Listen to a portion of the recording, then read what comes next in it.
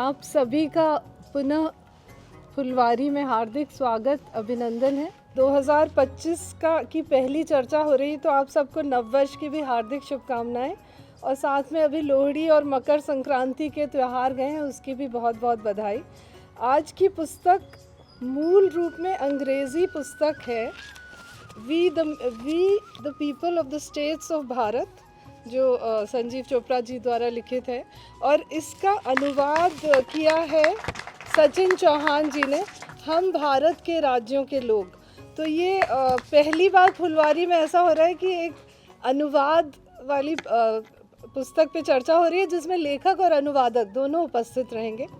और ये पुस्तक एक ऐतिहासिक दस्तावेज़ है, राज्यों के निर्माण और भारत के पुनर्गठन के बदलते नक्शों पर प्रकाश डालती है पुस्तक। सर्वप्रथम मैं श्री संजीव चोपड़ा जी को अपने स्थान ग्रहण करने के लिए आमंत्रित करती हूँ, सर बीच वाली चेयर पे, और मैं अनिल रतूड़ी जी से कहूँगी कि पुष्प गुच्छ भेंट कर आपका स्वागत करें। सभी लोग संजीव चोपड़ा जी को जानते हैं। आप सर ने 36 वर्ष तक भारतीय प्रशासनिक सेवा में कार्यरत आप रहे और मसूरी स्थित LBS लाल बहादुर शास्त्री राष्ट्रीय प्रशासनिक अकादमी से निदेशक पद से आप सेवानिवृत्त हुए। वर्तमान में आप देहरादून में वैली ऑफ वर्ड्स साहित्य महोत्सव का हर वर्ष नवंबर में आयोजन करते हैं। आप सब लोग उसमें प्रतिभाग करते हैं, सभी लोग आपको जानते हैं। अब मैं हिंदी में जो अनुवाद किया, सचिन चौहान जी को आमंत्रित करती हूँ कि आप अपना स्थान लें। अनिल रतूड़ी जी पुष्पगुच्छ भेंट कर आपका स्वागत करें। सचिन चौहान जी को भी आप सब जानते हैं, क्योंकि ये शुरू से ही फुलवारी से जुड़े हुए हैं। आप देहरादून में जौनसार के निवासी हैं। एकलव्य विद्यालय कालसी से स्कूली शिक्षा प्राप्त कर आपने गढ़वाल विश्वविद्यालय से इतिहास और अर्थशास्त्र में स्नातक किया है। आप हिंदी साहित्य में MA कर रहे हैं। वैली ऑफ वर्ड्स में हिंदी इंटर्न के रूप में सक्रिय भागीदारी निभाते हैं। आप दोनों का हार्दिक स्वागत और अभिनंदन है। अब मैं अनिल रतूड़ी जी से अनुरोध करूंगी कि अपना स्थान ग्रहण करें और चर्चा को प्रारंभ करें। इस बार थोड़ा सा पैटर्न बदला है, क्योंकि एक डिस्कसेंट है और 2 राइटर्स हैं, तो यही दोनों राइटर्स से प्रश्न पूछेंगे। सर्वप्रथम सभी देवियों सज्जनों को बहुत बहुत प्रणाम और स्वागत है। आज जैसा अभी राधा जी ने बताया, हम लोग आमतौर पर लेखक की सीधी तौर पर जो पुस्तक है उस पर वार्ता करते हैं। आज एक अनुवाद है जो मूलतः अंग्रेज़ी की पुस्तक है, जैसे अभी राधा जी ने बताया, लेकिन एक बहुत महत्वपूर्ण पुस्तक है। और आप लोग मेरे ख्याल से जो हमारे लेखक हैं इस पुस्तक के, वो किसी मैं कहूँगा परिचय के मोहताज नहीं हैं। बहुत उनका एक प्रशासनिक अनुभव भी है। उसके अतिरिक्त अधिकारी तो प्रशासन में रहते हैं, और आमतौर पे जो भी अधिकारी 3 दशक या 3.5 दशक महत्वपूर्ण पदों पर रहते हैं, उनके अनुभव हो जाते हैं समाज में। लेकिन ये एक भिन्न प्रकार के अधिकारी हैं जो अपने उस क्षेत्र के अतिरिक्त भी उनकी साहित्य में और इस प्रकार की जो एक सृजनात्मक जो जगत है उसमें उनकी रुचि है। और वो आप लोग जानते ही हैं कि वैली ऑफ वर्ड जो है एक हमारी लिटरेरी फेस्टिवल भी कराते हैं। यह पुस्तक एक बहुत महत्वपूर्ण पुस्तक इस तरीके से है, क्योंकि जो मैं ये कहूँगा, क्योंकि हो सकता है इसमें बहुत सारे लोगों ने ये पुस्तक ना पढ़ी हो। यहाँ वैसे पुस्तक की अब प्रतियाँ यहाँ अभी उपलब्ध हो गई हैं। जो कोई सज्जन चाहते हों तो वो उस पुस्तक को वहाँ से ले सकते हैं। 1947 में भारत की आज़ादी हुई, हमें जो स्वतंत्रता प्राप्त हुई, हम लोग जानते हैं सभी 15 अगस्त। और मेरे ख्याल से हम में से तो कोई नहीं रहा होगा 15 अगस्त में देखने के योग्य। यहाँ अवश्य कुछ लोग, एक आध मैं कहूँगा ऐसे हैं जो एक स्वतंत्र भारत से पहले जिनका जन्म हो गया था। लेकिन मेरा जो अपना अनुमान है वो है कि 15 अगस्त को वो नक्शा देखने की स्थिति में तो नहीं रहे होंगे। बहरहाल वो नक्शा एक अलग किस्म का था जो भारत को स्वतंत्रता के समय पर मिला।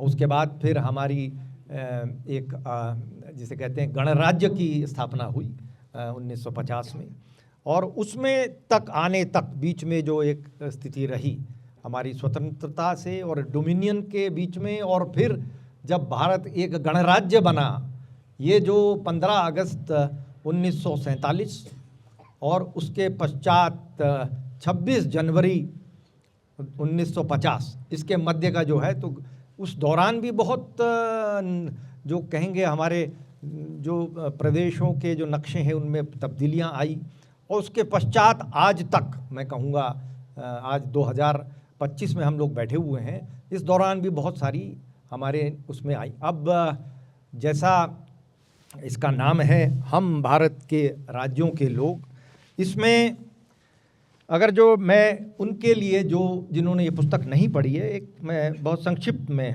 इसके बारे में आपको बताना चाहूँगा। भारत के 9 प्रांत तथा वे 562 रियासतें जो अगस्त 1947 में मौजूद थीं, आज देश के नक्शे पर कहीं दिखाई नहीं देती।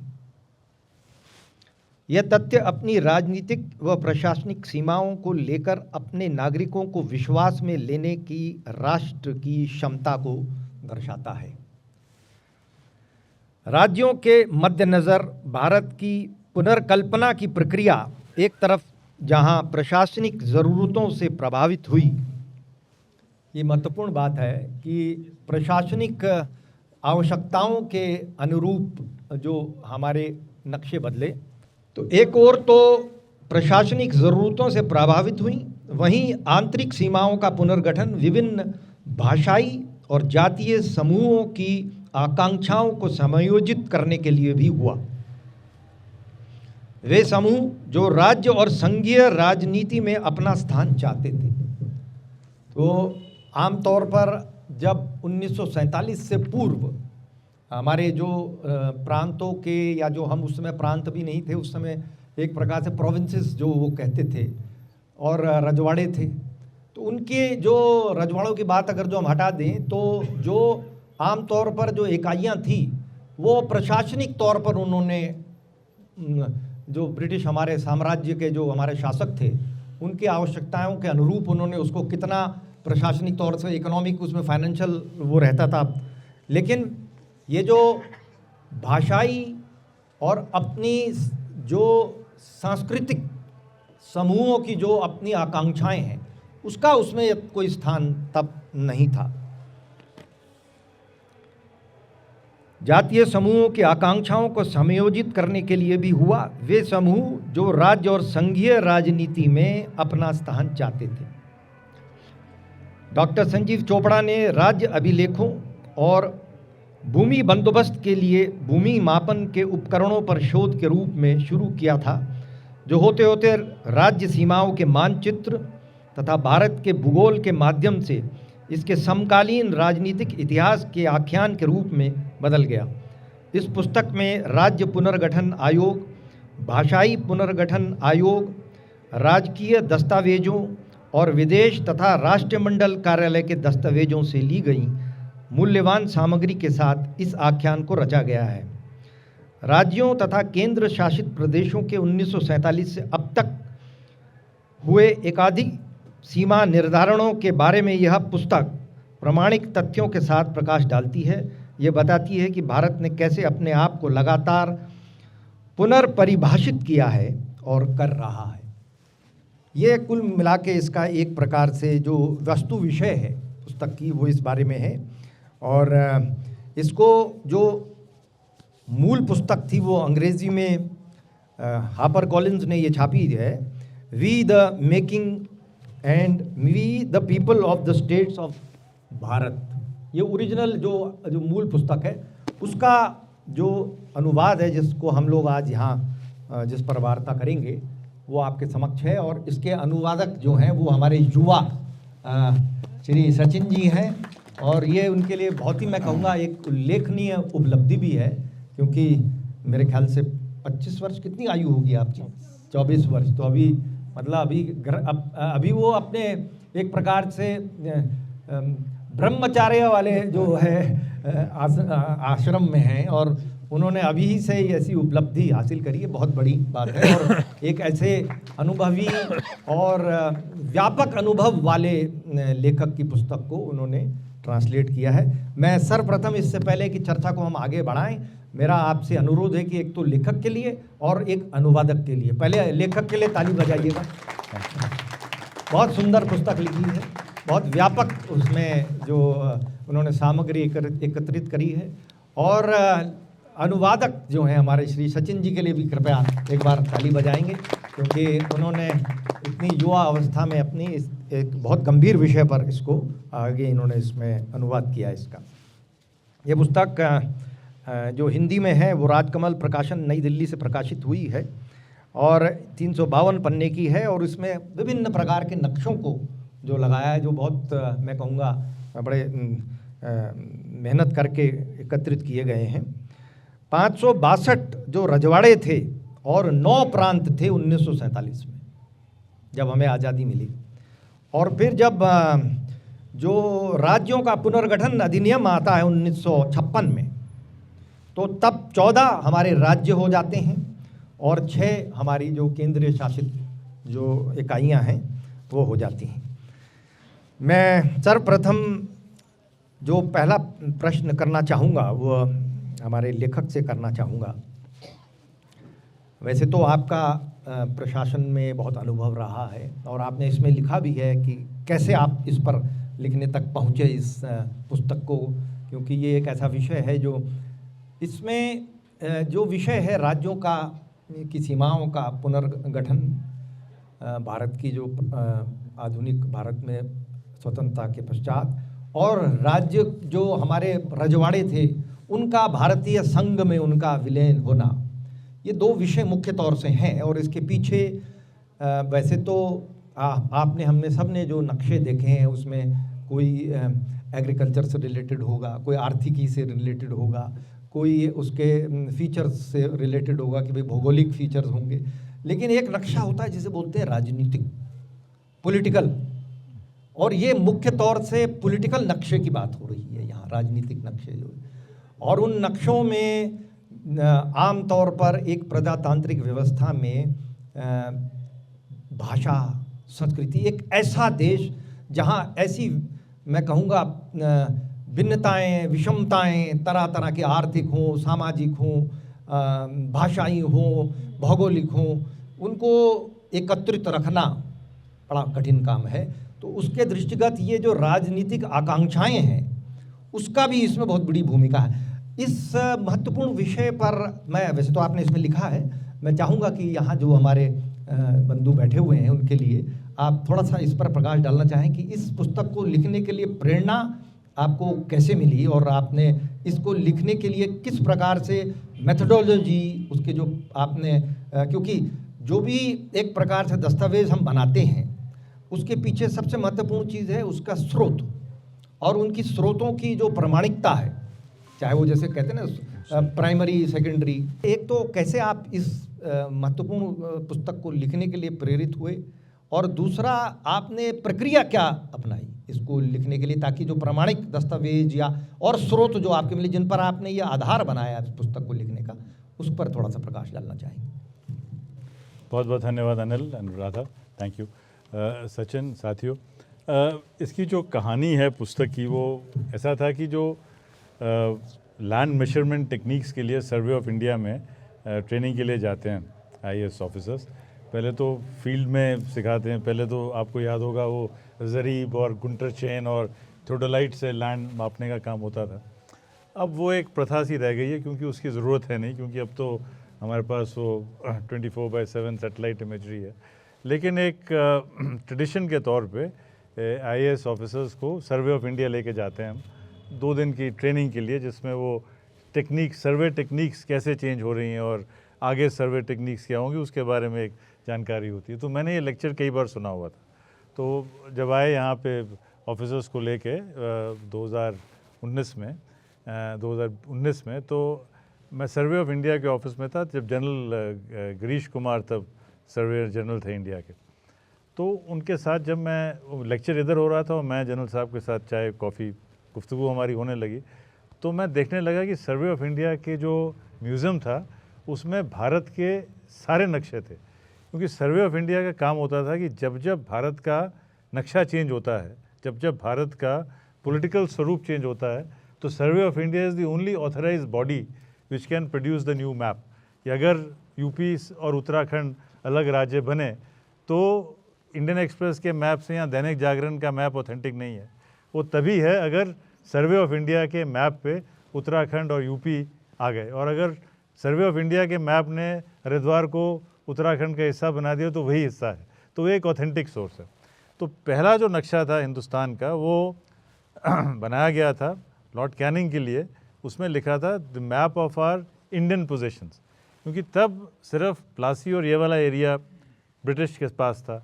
फिर जैसे जैसे उन्होंने सिकंदराबाद लिया, जैसे जैसे कानपुर पहुँचे, तो हर 10-12 साल में, तब सर्वे ऑफ इंडिया को सर्वे ऑफ बंगाल कहते थे, तो हर 5-10 साल में वो जो नक्शा था जो वाइसरॉय के पीछे लगा रहता था वो चेंज होता था। अब जैसे आप जब डीजी थे, जब मैं सेक्रेटरी इंडस्ट्री, तो हमारे पीछे भी एक वो लगा रहता है ना मैप, जिसमें इंडस्ट्रियल इस्टेट कहाँ है, ये जसपुर कहाँ है, ये सिडकुल ये कहाँ है, वो कहाँ है, तो एक नक्शा लगा रहता है आपके लिए पीछे, हम सब के पीछे एग्रीकल्चर। तो वो जो नक्शा था वो चेंज होता रहता। तो बहुत सारे नक्शे उन्होंने रखे हुए थे। फिर मैंने देखा इंडिया का नक्शा 1947 वाला, वो नक्शा जो था वो ऐसा था कि उसको देख के बिल्कुल लग ही नहीं रहा था कि हम हिंदुस्तान की बात कर रहे हैं, क्योंकि कोई भी ऐसा राज्य आज उस स्थिति में नहीं है जो तब था। मतलब तब का पंजाब और आज के पंजाब में ज़मीन आसमान का फ़र्क है, तब के बंगाल में और आज के बंगाल में फ़र्क है, तब का असम जो था उस असम में आज 7 स्टेट्स आ चुकी हैं, उत्तर प्रदेश जो था उसमें आज उत्तराखंड बन चुका है। और हैरानी होगी कि टेरी गढ़वाल जो था ये पंजाब स्टेट्स एजेंसी के अंदर आता था।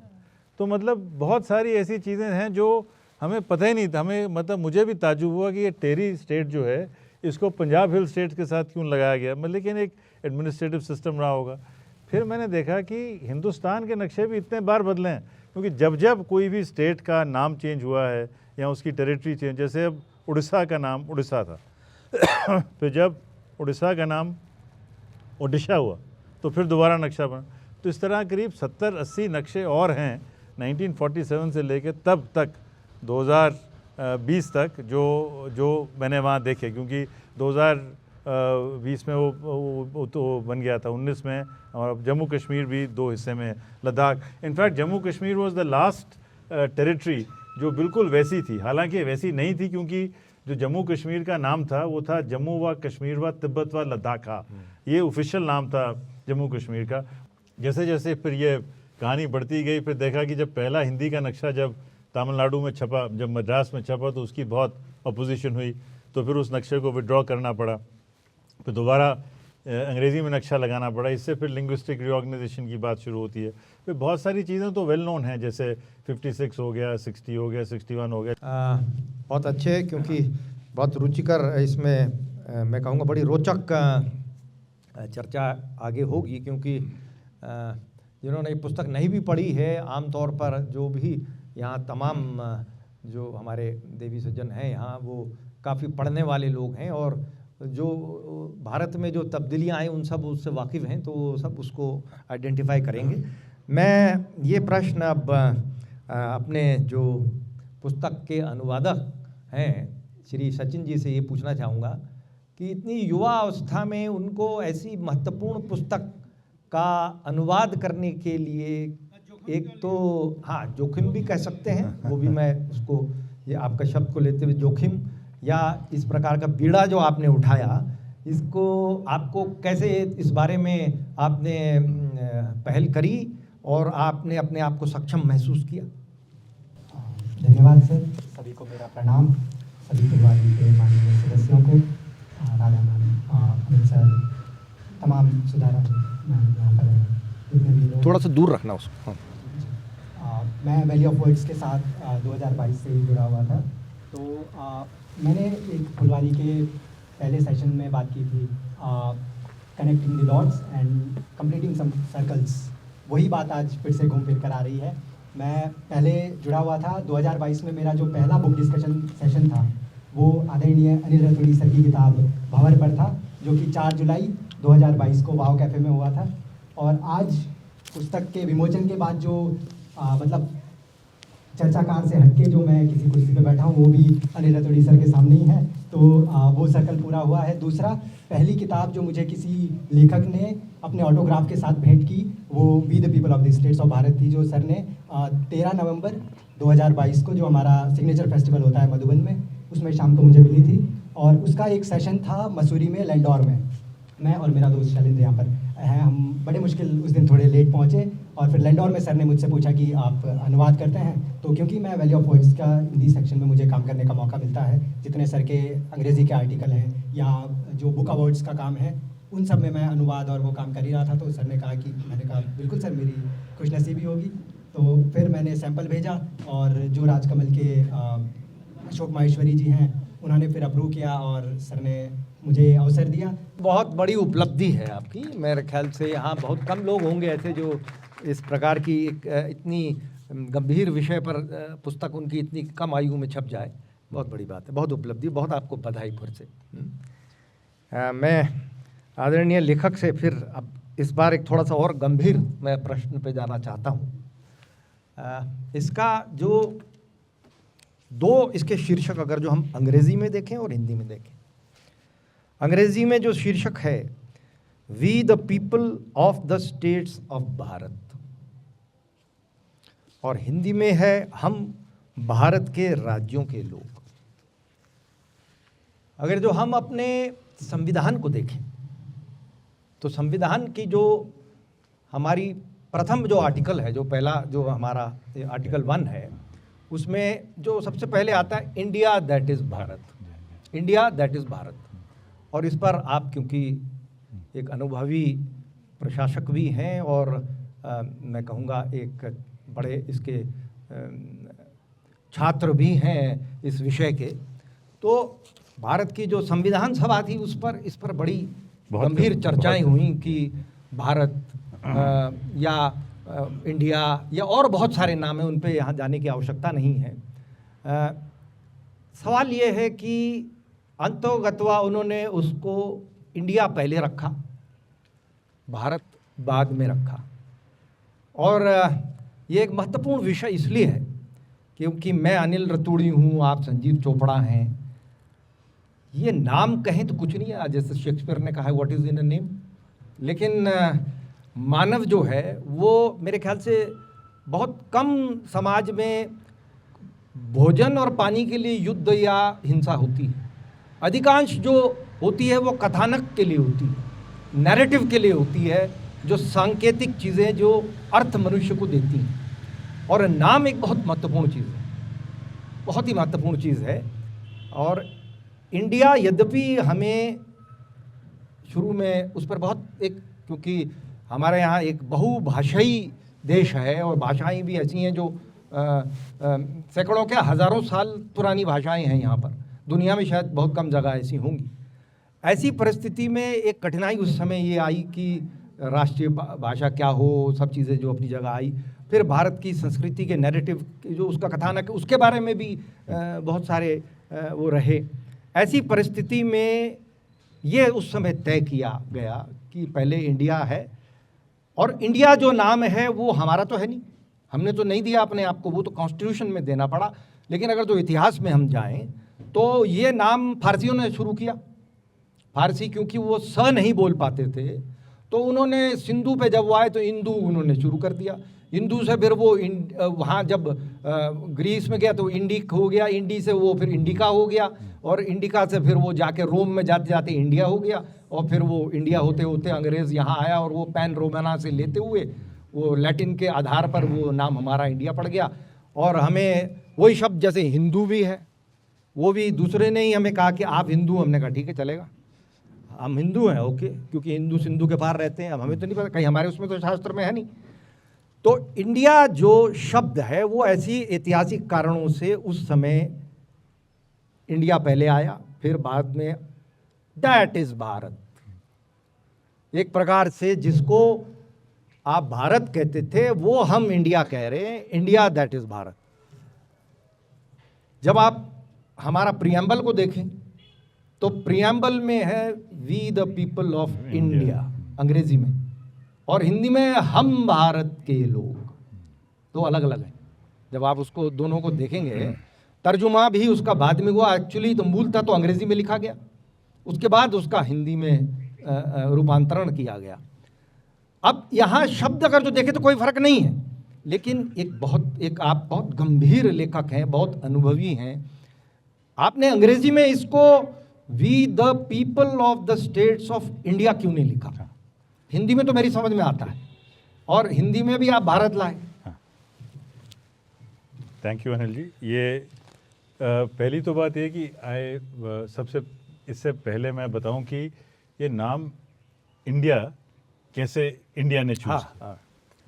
अंग्रेज चाहते थे कि इंडिया का जब ब्रेकअप हो तो इसके नाम हो हिंदुस्तान एंड पाकिस्तान।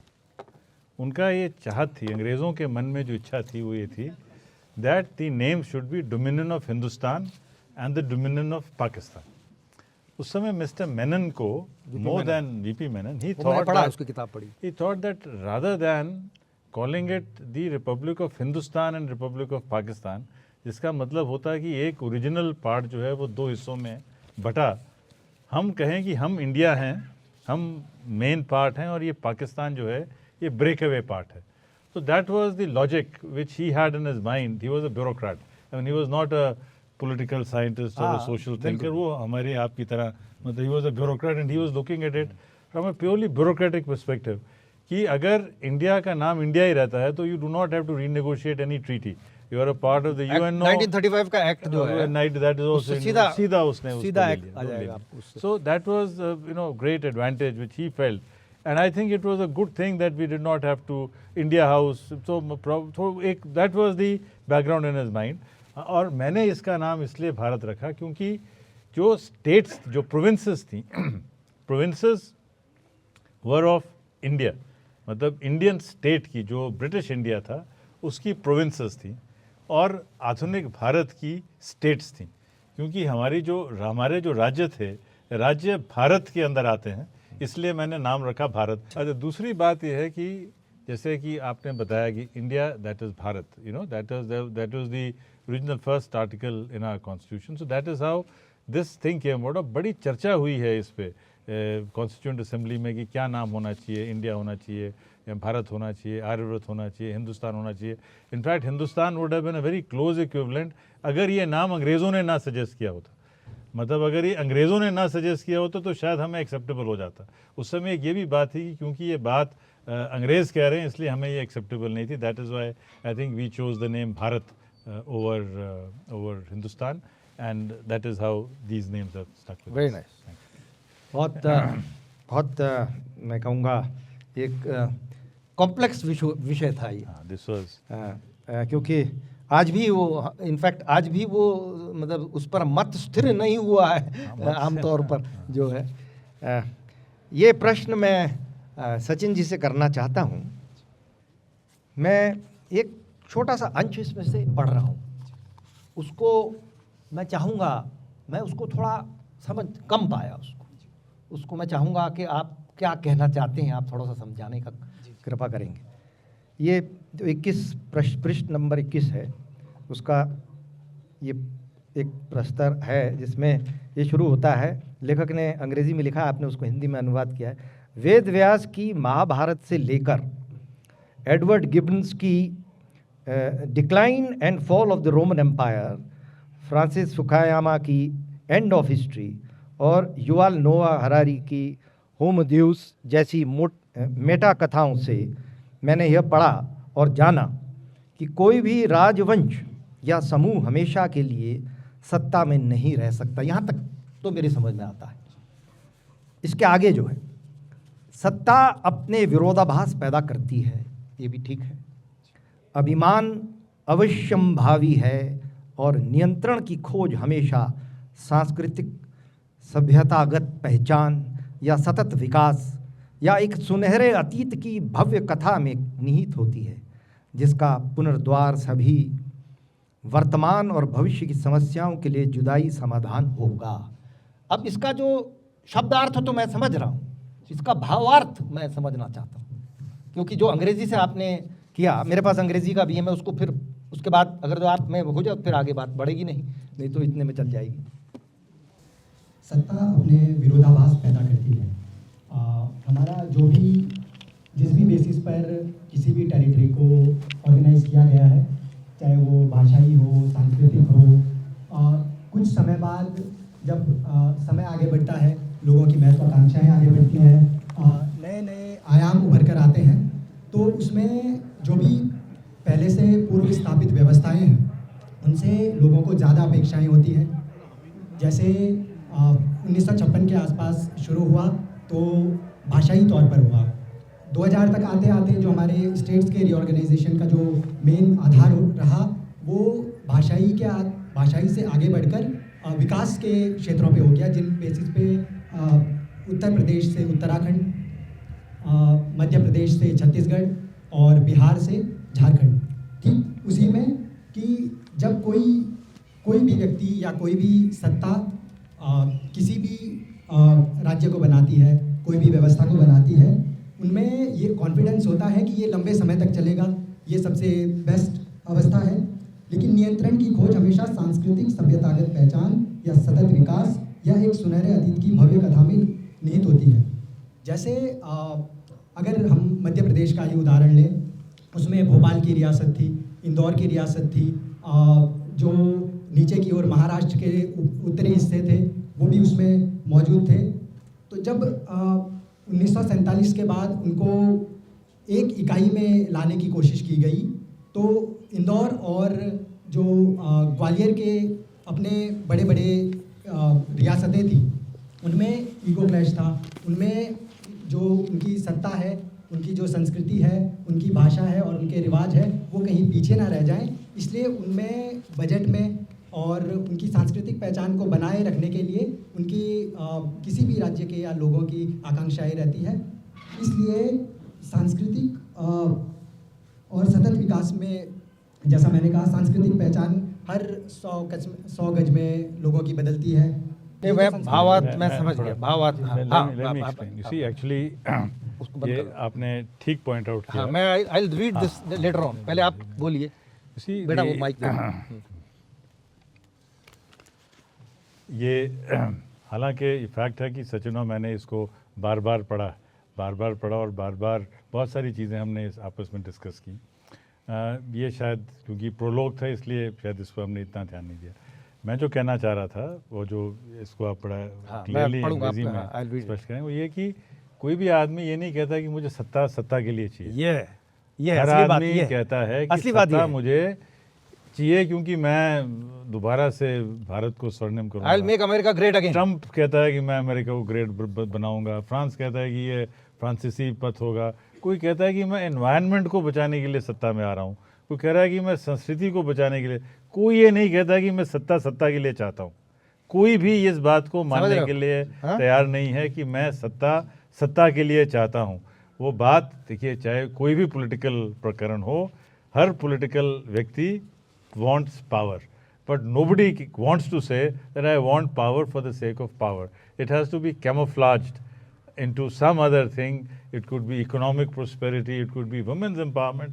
आजकल climate protection के लिए बहुत सारी चीज़ें हम use करते हैं in order to justify being in power. That was the context, and I think in the next edition you we will correct it. You are absolutely right. We'll correct And it. to that extent, I feel I think that one of the most important paras requires some change in later edition. And I think both of us would like to thank you नहीं, for having pointed this out and for being such a sincere reader and for being such a critical reader.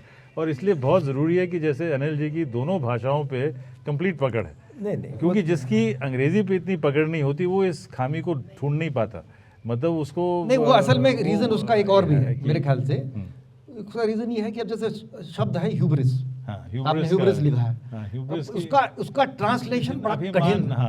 अभिमान is a very it's not hubris, it is not.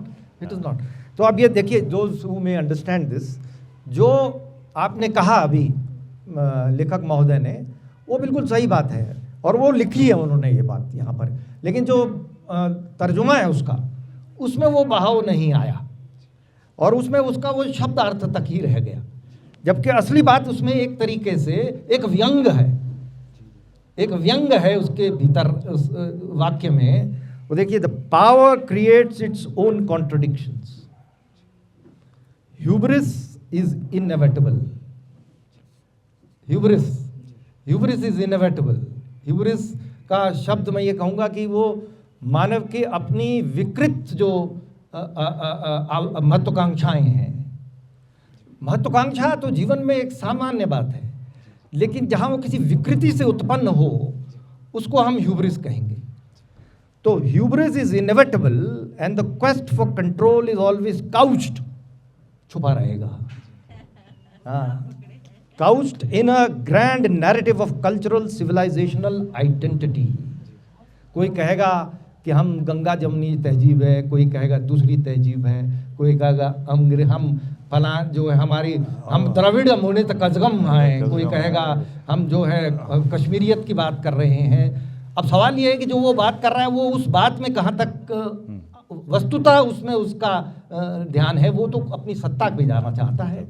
तो ये जो है ना cultural civilisation identity और sustainable development भी एक चीज़ है, आजकल नई चीज़ है। मैं चाहूँगा कि थोड़ा सा लोगों के लिए जो एक प्रकार से उतने राजनीतिक शास्त्र, कॉन्स्टिट्यूशन या प्रशासनिक जो हमारी इकाइयाँ बनी उसमें जितनी उनके अगर जो जिनकी कम जानकारी हो संबंध था, उनके लिए गवर्नमेंट ऑफ इंडिया एक्ट 1935, फिर हमारा इंडिपेंडेंस एक्ट जो है 1947 का, फिर इंस्ट्रूमेंट ऑफ जो एक्सेशन है, मर्जर एग्रीमेंट है, फिर हमारा संविधान 1950 का है, फिर स्टेट रीऑर्गेनाइजेशन कमीशन तक थोड़ा सा एक जरा ये सफ़र हल्का सा जरा बता दीजिएगा। हल्का सा तो थोड़ा मुश्किल है। देखिए, जो एक क्रिटिसिज्म जो हमारे संविधान का ये भी आता है कि ये 1935 एक्ट से थोड़ा बहुत कट कॉपी पेस्ट किया गया है। इसमें भी कोई दो राय नहीं, बिकॉज जहाँ तक स्ट्रक्चर है, अगर फेडरल पब्लिक सर्विस कमीशन होगा, इससे पहले की लेखक मैं थोड़ा सा इंटरव्यू करूँगा। जो अंग्रेज़ों ने हमारे सत्ता यहाँ चलाई वो 1857 तक वो एक ट्रेडिंग कंपनी थी, और 1857 में उन्होंने भारत को अपने अधीन सीधे तौर पर गवर्नेंस लिया, जब सेक्रेटरी ऑफ स्टेट हमारे लिए एक तरीके से एक उनका मंत्री बना भारत के लिए। और उसके बाद फिर धीरे धीरे उन्होंने जो ये तथाकथित जो कानूनी प्रक्रिया प्रारंभ करी, उसमें 1909, 1919 और 1935 ये तीन जो हमारे एक्ट हैं बहुत महत्वपूर्ण है। उससे आगे अब आप तो 1935 एक्ट तक क्लियर हो गया था कि मतलब जो डायरकी स्टेट्स में वो ले आए, मतलब they wanted to bring it. लेकिन अगर हम बात करें कि 1947 में जो हमारा एक्ट बना जिसके बेसिस पे इंडिया को इंडिपेंडेंस प्राप्त हुई, तो उसके अंदर जो क्लियर हो गया था कि जो मुस्लिम मेजॉरिटी जो दो प्रोविंसेस थी हमारी, सिंध और नॉर्थ वेस्ट फ्रंटियर प्रोविंस, वो पाकिस्तान में चले जाएंगी। एक चीज़ ये भी क्लियर हो गई थी कि हालांकि इम्प्लिसिटली उन्होंने भी लिंग्विस्टिक सिस्टम को मान लिया था, क्योंकि सैमन कमीशन ने भी उड़ीसा को एक सेपरेट जो है वो स्टेट का दर्जा दे दिया था। मेन जो चीज़ें हैं वो ये हैं कि एक है इंस्ट्रूमेंट ऑफ एक्सेशन और एक है merger agreement. Because Indian independence act के बारे में भी लगभग काफ़ियों को जानकारी होगी कि इसमें क्लियरली बता दिया गया था कि कौन से एरियाज़ इंडिया में रहेंगे, कौन से एरियाज़ पाकिस्तान में आएंगे। फिर जो हमारा इंस्ट्रूमेंट ऑफ एक्सेशन था, इंस्ट्रूमेंट ऑफ एक्सेशन के मुताबिक सिर्फ 3 सब्जेक्ट्स थे जो सेंट्रल गवर्नमेंट को पास आने थे, defence, external affairs and communications. These were the 3 areas only. लेकिन जब ये पास हो गया इंस्ट्रूमेंट ऑफ एक्सेशन, इसके बाद में ये रियलाइज़ हुआ कि ये देश को चलाना बड़ा मुश्किल हो जाएगा, बिकॉज 562 जो रियासतें थीं, इनमें से कुछ तो इतनी छोटी थीं कि इनका मतलब कुछ भी नहीं था उनके पास, कुछ बड़ी थी। तो तब एक डिसीजन ये लिया गया कि एक मर्जर एग्रीमेंट होगा। मर्जर एग्रीमेंट में तय हुआ कि हम राजाओं को प्रिवी पर्सेस देंगे। तो 47 में जब बड़ौदा ने या जम्मू कश्मीर ने या मैसूर ने या बड़ौदा ने अपने आप को इंडिया के साथ जब पार्टिसिपेट किया, ज्वाइन मतलब लिया, तो they did not merge, it was only an instrument of accession. They handed only 3 subjects. इसी को लेकर तो 370 में सब बड़े जो विवाद हुए, यही सब था। उसके बाद में सरदार पटेल ने कहा कि ऐसे नहीं चलेगा, आपको मर्ज करना पड़ेगा। मर्जर के एवज में हमने हर रियासत को उसकी प्रिवी पर्स दी। उसका भी एक साइंटिफिक फार्मूला था कि जितनी आपकी रेवेन्यू थी उसका 1/10 जो है वो आपको दिया जाएगा as your privy purse, tax free, wealth tax free, वो सब हुआ। तो उस जो ये प्रक्रिया हुई, तो इसमें 2 किस्मों के एग्रीमेंट हुए। एक इंस्ट्रूमेंट ऑफ एक्सेशन हुआ, फिर मर्जर एग्रीमेंट हुआ। फिर मर्जर एग्रीमेंट के बाद ये जो जैसे जो बड़ी जो स्टेट्स थी उनको ग्रुप्स ऑफ स्टेट्स में मर्ज किया गया, जैसे पेप्सू बना, स्वराष्ट्र यूनियन बना, मध्य भारत बना। और 5 जो बड़ी रियासतें थीं जैसे जम्मू कश्मीर और मैसूर, बड़ौदा वगैरह, इनको रहने दी। उन दोनों में एक मज़ेदार बात बताऊं कि हमारे पास जो स्टेट्स थी उनकी क्लासिफिकेशन थी, किसी के पास 21 तोपों की सलामी थी, 19 तोपों की सलामी, 17, 15, 13, 11, 9 ये सलामियाँ थी। जो 101 तोपों की सलामी थी वो सिर्फ बादशाह या क्वीन के लिए थी। उसके बाद में जो क्वीन कॉन्सर्ट था उसके लिए थोड़ी कम, उसके लिए 51, वाइसरॉय के लिए 31, वाइसरॉय के लिए 31, फिर ये ग्रेडेशन थी। तो जो 21 तोपों वाली सलामी वाले जो राज्य बड़े थे थे हमारे, वो अपने आप को थोड़ा कट अबव समझते थे। इसमें एक और मज़ेदार कहानी सुनाता हूँ कि 19 जब वर्ल्ड वॉर 1 हुई तो निज़ाम ने बड़ी ज़बरदस्त डोनेशन दी अंग्रेज़ों को और कहा कि मैं, बिकॉज जो मुसलमान थे they were refusing to fight in the First World War because they said कि खलीफा के अगेंस्ट हम कैसे युद्ध कर सकते हैं। तुर्क वाले जो थे, क्योंकि जिसके साथ लड़ रहे थे दूसरी तरफ तुर्क था और वो खलीफा वाले ऑटोमान एम्पायर। तो हमारे निज़ाम जो हैदराबाद के थे उन्होंने एक फरमान जारी किया कि आप मुसलमान ट्रूप्स दे आर वो आप लड़ाई कर सकते हैं, आप जंग कर सकते हैं, उसके अगेंस्ट भी खलीफा अगेंस्ट जा सकते हैं, क्योंकि इस समय आपकी जो लॉयल्टी है वो तो फिर उन्होंने कहा कि साहब 21 तोपों की सलामी तो सबकी है, तो मेरे को आप क्या दे और देंगे। तो फिर उनको डेजिग्नेशन दिया गया हिज एग्जॉल्टेड हाइनेस, बाकी सब हिज हाइनेस थे। और बाद में वही गलतफहमी भी रही उनको बाद बड़ी में जब गलतफहमी 47 के आसपास फिर वो गलतफहमी में रहे। कहा कि हम हिज एग्जॉल्टेड हाइनेस है। और उनका जो टेबल ऑफ प्रेसिडेंस था, अब अनिल जी जानते हो, मैं जानता हूँ, अभी राधा भी जानती होंगी कि ये 26 जनवरी पे 15 अगस्त पे किसको इनविटेशन किस नंबर पे मिलेगा, उस पर बहुत ज़्यादा झगड़ा होता है, बहुत ज़्यादा झगड़ा होता है। और मैं कभी कभी जब वो वेस्ट बंगाल से जब वो दीदी का जब कार्ड आता था तो उस पर लिखा रहता था 52, तो फिर अगले साल वो हो जाता था 41, तो पता लगता है 11 लोग रिटायर कर चुके हैं, वरिष्ठ हो रहे हैं। तो इस तरह का। और अंग्रेज़ों ने हमें दो चीज़ें और बड़ी मज़ेदार, अंग्रेज़ों ने कभी भी किसी राजा को थ्रोन शब्द यूज़ नहीं किया, उन्होंने कहा गद्दी, और हर राजा को प्रिंस कहा।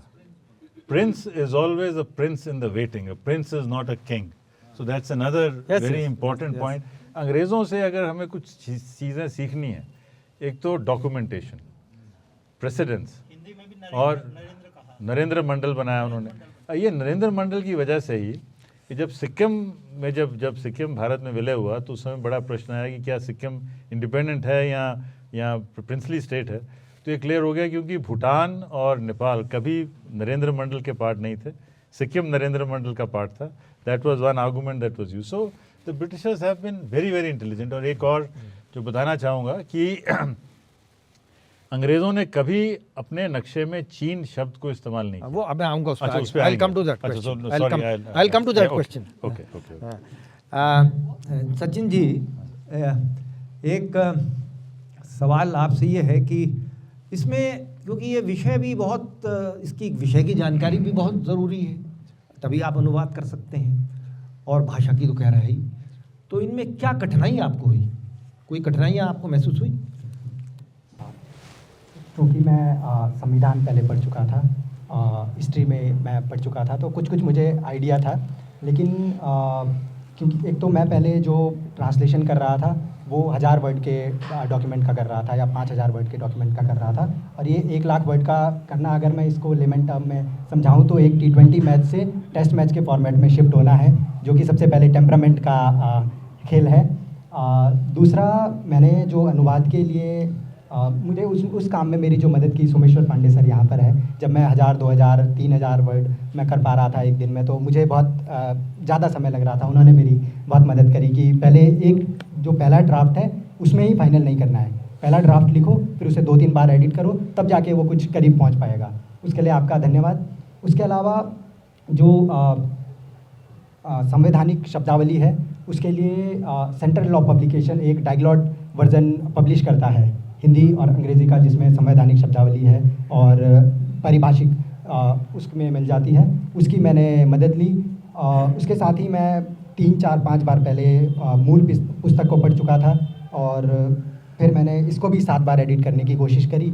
और भाषा और सब्जेक्ट में बहुत ज़्यादा लूज़ इंटरप्रिटेशन का सब्जेक्ट नहीं है, नॉन फिक्शन है, इसलिए बहुत ज़्यादा लूज़ इंटरप्रिटेशन का नहीं था। लेकिन भाषा में था कि कुछ शब्द हैं जिनके बहुत सारे मीनिंग्स हैं, लेकिन कौन सा सबसे क्लोज जाएगा, उसमें मैंने एक शब्द के 7 मीनिंग स्लैश करके लगाए। फिर जब हम साथ में बैठकर पढ़ रहे थे तो जो सर को सबसे क्लोज लगा उसको हमने चूज़ करा और वो सब हमने यहाँ रखा। तो मैंने कोशिश की कि जितना करीब हो सके वो मेरी कोशिश। बहुत बहुत अच्छे, बहुत अच्छे, बहुत अच्छे, बहुत आपका सफल प्रयास है, सफल प्रयास। मैं अब लेखक महोदय से जो विषय वो कह रहे थे उससे जुड़े हुए दो, मैं उसको एक साथ, क्योंकि समय कम है, मैं उनको दो को क्लब कर लूँगा।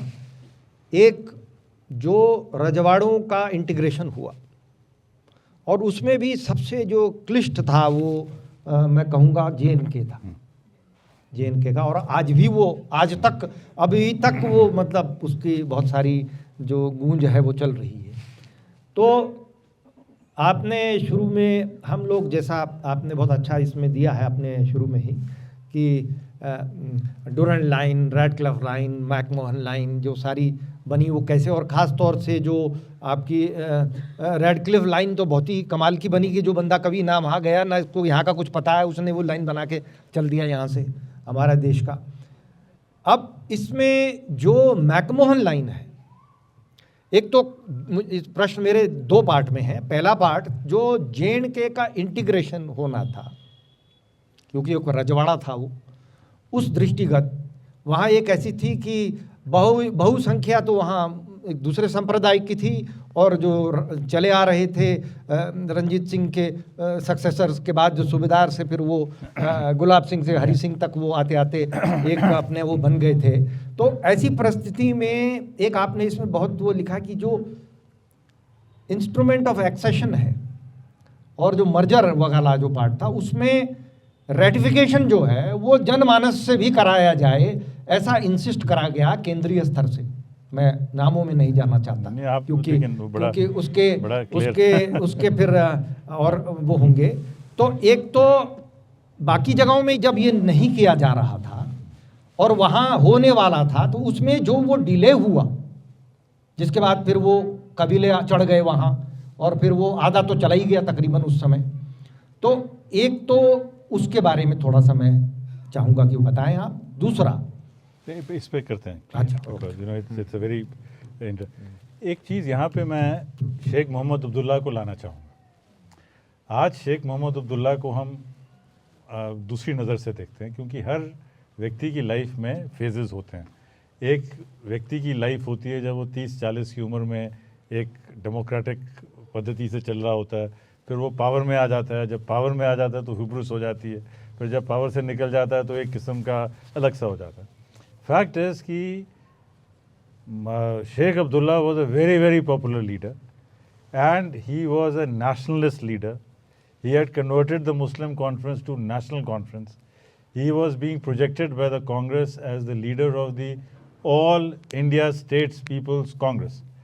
सुभाष बोस और नेहरू के साथ इनके बहुत ही बेहतरीन और बहुत ही अच्छे संबंध, उन्होंने उसको बहुत बढ़ाया, क्योंकि ये Subhash Bose and he was a very very popular leader. He was a leader जिसको जिन्ना बहुत हेट करता था।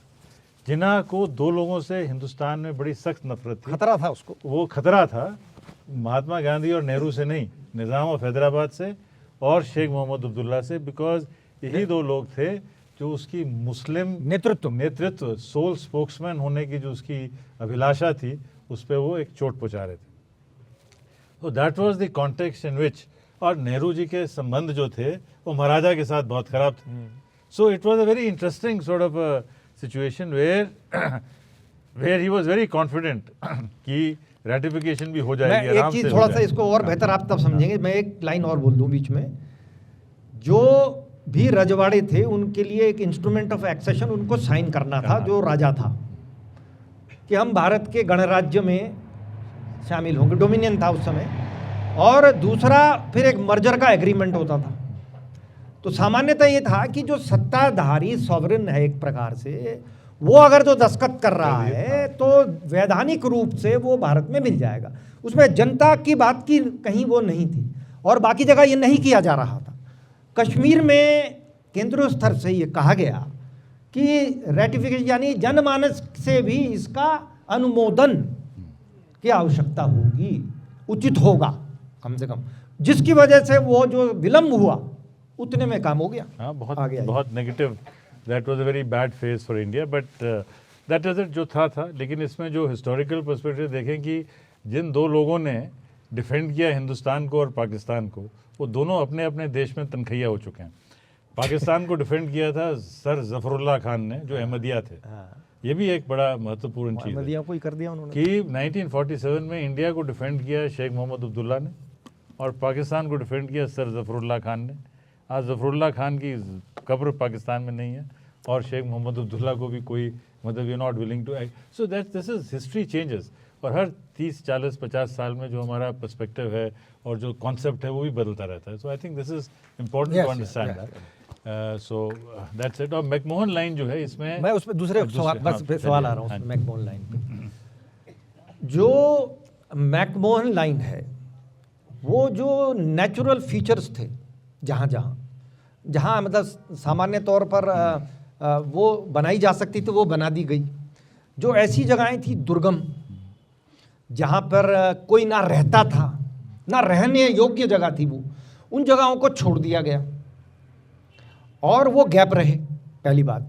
दूसरी चीज़, जम्मू कश्मीर की जब रियासत थी वो एक प्रकार से ब्रिटिश हुकूमत के डायरेक्ट कंट्रोल में नहीं था, तो वहाँ तो उसकी जो नक्शा था वो एक जॉनसन उसने बनाया था, जो उन्होंने एक एंग्लो इंडियन को भरा था, रखा था। और जो अक्षय चिन्ह, पहले दो पार्ट हैं इसके, चीन वाला जो मामला है। एक तो जो 20वीं शताब्दी की शुरुआत में एक एग्रीमेंट शिमला में हुआ उस मैकमोहन लाइन के बारे में, उसमें चीन, तिब्बत, भारत के जो इंग्लिश शासन, ये तीनों लोग थे, और उसमें चाइना वाला आया लेकिन उसने कहीं साइन नहीं किया उसने, वो चला गया वैसे ही। और उस समय जाहिर है कि चीन की वो स्थिति नहीं थी। तिब्बत का नक्शे में हमारे तिब्बत था। फिर आपने बहुत अच्छा उसको लिखा है कि कैसे तिब्बत गायब हुआ, फिर आया, फिर गायब हुआ, फिर आया। हाँ, ये बहुत अच्छा आपने उसको दिया है हमारे नक्शों में ही, कि जो शासकीय नक्शे थे समय के, उसके हिसाब से वो एक प्रकार से जो द्वंद्व चल रहा था वो द्वंद्व वहाँ परिलक्षित हो रहा था।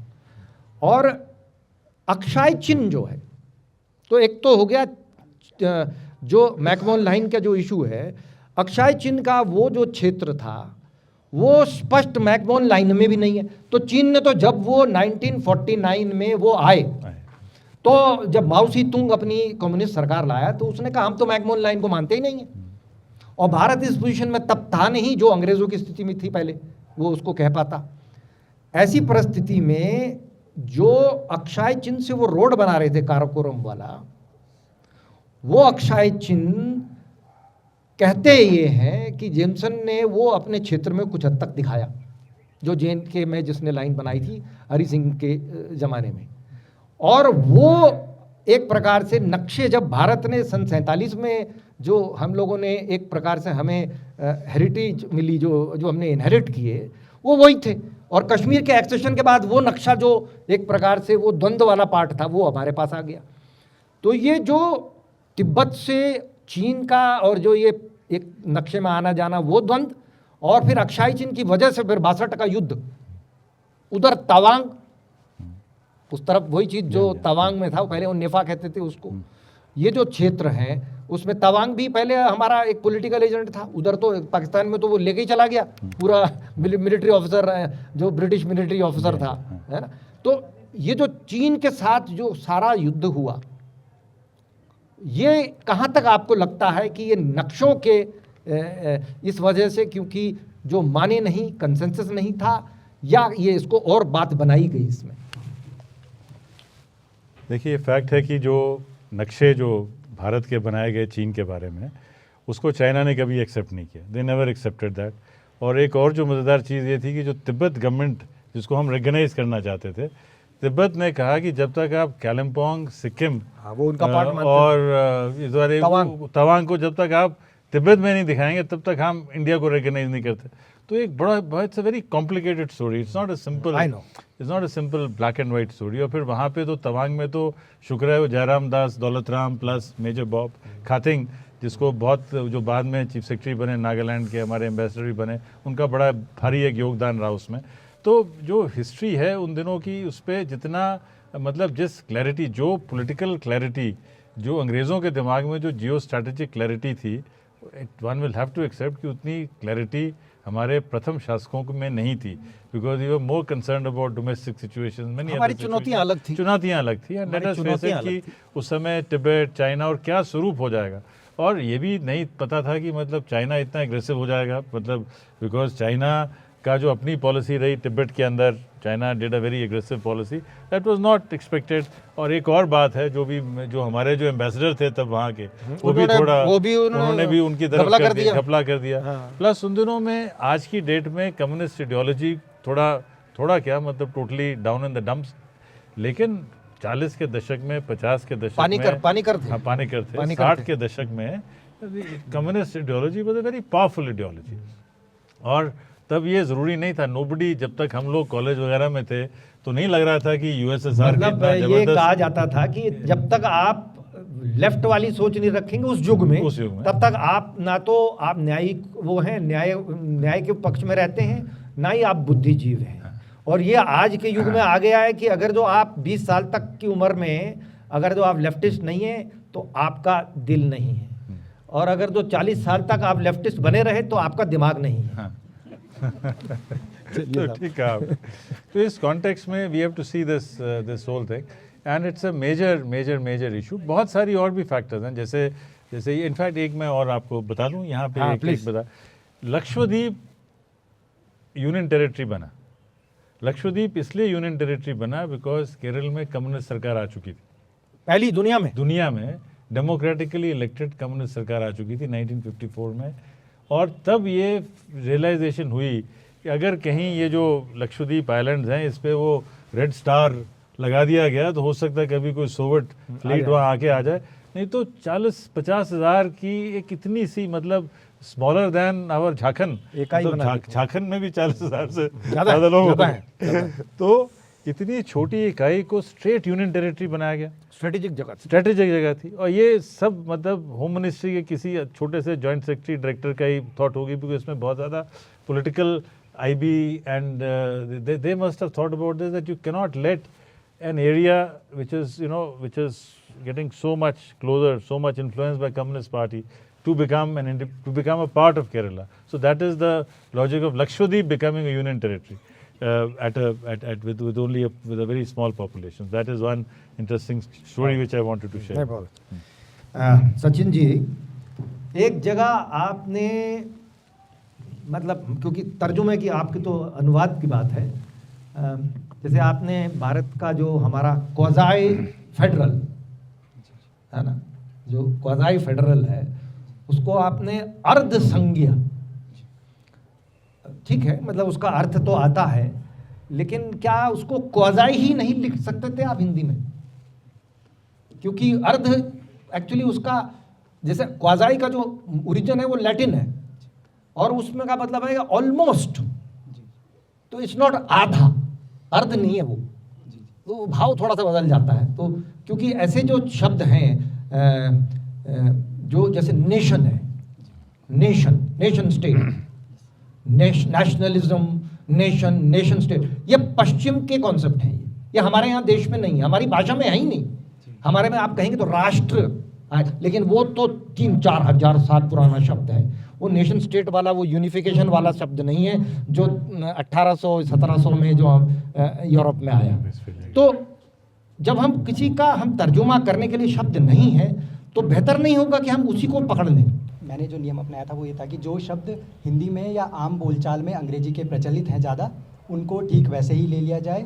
और जैसे क्वाज़ाई था वो हिंदी बेल्ट में शायद मेरे समझ से उतना फेमिलियर था नहीं, इसलिए मैंने कोशिश करी कि अगर मैं पूर्ण उसको संघीय कर देता तो वो ठीक नहीं होता, उससे अब पौना संघीय मतलब कुछ बनता नहीं। तो मैंने कोशिश करी तो जो सबसे करीबी लगा वो मुझे अर्ध लगा। इसमें एक और भी है, जैसे अमेरिका में बात होती है जो इस ट्रांसलेशन की है, उसमें 2 पार्टी की सरकारें हैं, और जब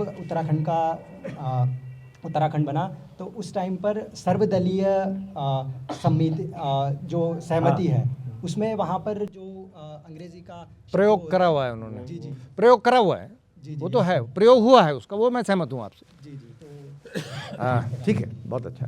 तो मैं अब लेखक महोदय से एक अगला मेरा जो प्रश्न है वो इस बात से है कि जो एक प्रकार से जो सन 56 में सबसे पहले हम अगर जो कहते हैं तो पहले तो प्रशासनिक तौर पर इकाइयाँ बनी जो 1947 में हमें मिली, और फिर जो इंटीग्रेशन हुआ राज्यों का जो हमने लिए वो भी हुआ। अंग्रेज़ों ने उनको प्रांत बोला, प्रोविंसेस। तो 9 प्रांत थे कि जो आप कहें कि बॉम्बे प्रोविंस या मद्रास या जो भी आप इस टाइप से जो था महाराष्ट्र का। तो इस उसके बाद ये कांग्रेस के जो भारतीय कांग्रेस जो फ्रीडम स्ट्रगल में थी, उन्होंने आज़ादी से पहले ही अपने सम्मेलनों में भाषाई आधार पर एक राज्यों की जो आकांक्षाएं उनके बारे में कुछ एक प्रकार से सैद्धांतिक सहमति उनकी पहले से थी। बिल्कुल। और यद्यपि वो 1947 में हमको प्रशासनिक इकाइयाँ मिली।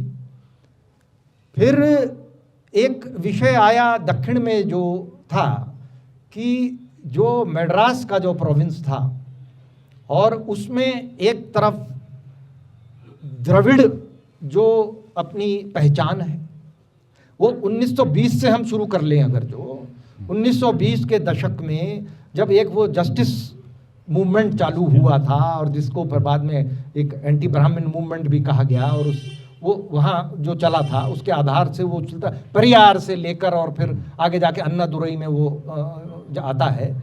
तो उसको देखते हुए अगर जो हम आते हैं तो एक तरफ द्रविड़ आइडेंटिटी की बात होती है, दूसरी तरफ भाषाई द्वंद्व शुरू होता है। तो यद्यपि एक द्रविड़ आइडेंटिटी में तो 4 स्टेट एक हैं दक्षिण की, उस समय 4 जो थी, आज तो बढ़ गई, और दूसरी तरफ उनमें एक भाषाई अपनी तमिल का अपना मतलब एक कसगम है, पुराना संगम है, वो मतलब 3-4 हजार साल पुराना संगम है, और दूसरी तरफ तेलुगु, कन्नड़ और बाद में मलयालम का भी एक भाषाओं का अपना साहित्य चलता है। तो उसमें पोती श्रीरामलू जो है वो पहले ये कहा गया था नेहरू जी ने कि हम बना देंगे आपका प्रांत अलग कर देंगे, तेलुगु स्पीकिंग लोगों का प्रांत हम अलग बना देंगे। दूसरा एक ये भी था कि मद्रास जो है वो जिनको बाद में चेन्नई कहा गया, वो चेन्नई भी ये इधर को आने की बात हो रही थी और उनकी मदुराई को जाने की बात हो रही थी, जो कि मतलब जो उनका सांस्कृतिक केंद्र था। लेकिन फिर राजगोपालाचारी जी वहाँ चले गए और कुछ ऐसी चीज़ें हुई जिसके चलते कुछ कहिए पॉलिटिकल हुआ या जो भी हुआ, वो द्वंद्व बढ़ता चला गया। और द्वंद्व जब बढ़ा तो पोती श्रीरामलू जी ने अपना भूख हड़ताल कर दी, और फिर एक ऐसी परिस्थिति आई कि तेलुगु स्पीकिंग उसको अलग करना पड़ा, और उसके बाद मद्रास को छोड़ के वो जो आज हमारा तिरुपति, उनको इधर लेना पड़ा। तिरुपति जो है, तिरुपति फिर इधर आया और मद्रास उधर गया। तो ये खैर करने के बाद अभी तक कोई रीऑर्गेनाइजेशन कमीशन नहीं आया, और उसके बाद फिर ये भाषाओं के आधार पर आता है, जिसको बल्कि अंबेडकर ने तो कहा भी था कि ये बाल्कनाइजेशन जो है दक्षिण का हो जाएगा और कंसोलिडेशन उत्तर का हो जाएगा, भाषा हिंदी भाषाएं प्रांतों का। तो इसमें जो ये भाषाई आधार पर जो प्रांत बने, जो सबसे पहले 56 और इनके 53 में बन गया था, 53 से ये बन गए थे, उसके बाद फिर ये होते हैं जो 56 के बाद बनते हैं। और फिर अब एक ऐसी परिस्थिति आती है, तो एक तो यह है कि हमारे संविधान में SC ST का रिजर्वेशन है, तो ये भी एक हमारी प्रजातांत्रिक व्यवस्था को चलने का आधार है, समग्र रूप से सबको साथ में लेके चलने का। और दूसरी तरफ ये भाषाओं की आकांक्षाओं को, सांस्कृतिक का भी, उनका भी समावेश हमारे संघ में को करना, वो भी एक 53-56 में शुरू होता है। पंजाब का वो लटका रहता है, और फिर हमारा एक 80s में आके OBC का भी एक रिजर्वेशन आता है। इसको देखने के बहुत सारे तरीके हैं, लेकिन मेरा ये मानना है कि इन सब से हमारी प्रजातांत्रिक व्यवस्था और मजबूत हुई, हमारी इस व्यवस्था में और ज़्यादा आस्था समग्र भिन्न भिन्न लोगों की बनी, और इसीलिए जो सोवियत रशिया जो कि इतनी सुपर पावर थी वो इम्प्लोड हो गया विभिन्न भाषाओं और नेशनैलिटीज़ के मध्य, और हम अभी भी चले आ रहे हैं। तो एक तो इस पर मत, दूसरा उसके पश्चात जो भाषाओं का जो हुआ, अब बिना भाषाओं के भी प्रांत बनने शुरू हो गए। नागालैंड से शुरू होता है, आपने खुद ही लिखा है इसमें, बहुत अच्छा लिखा है आपने।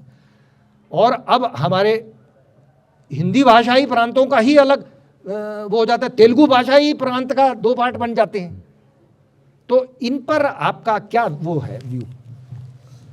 मैं आपके साथ पूरी तरह सहमत हूँ कि जितनी ज़्यादा डाइवर्सिटी को हम रिकग्नाइज़ करेंगे उतना ही देश के लिए अच्छा है, और दैट इज़ वाई हम कामयाब हैं। और बाकी बहुत सारे देश, USSR, Yugoslavia, Czechoslovakia, west Pakistan, सब खत्म हो गए, बिकॉज जब आप डाइवर्सिटी को रिकग्नाइज़ नहीं करेंगे, जब हम अपनी इंटरनल डाइवर्सिटी को रिकग्नाइज़ नहीं करेंगे, तो एक अपने आप में एक समस्या आती है।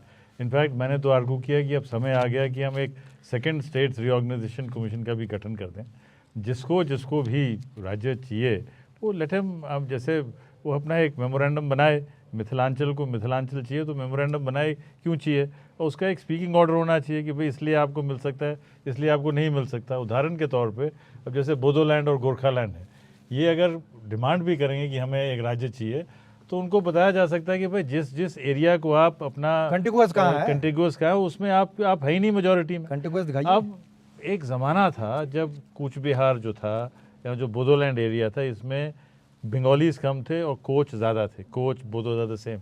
लेकिन 47 के बाद इतना इंग्रेस हुआ है वहाँ पे बंगालीज का from East Pakistan then Bangladesh की now they are not in a majority even in that. I mean जैसे मैं तो कूच बिहार में एडीएम था, तो कूच बिहार में अब कोच बचा ही नहीं है। 80% population of Cooch Behar is now Bengali. तो अब उस कूच बिहार में या उसके सराउंडिंग एरियाज में हम बोडोलैंड कैसे बना सकते हैं?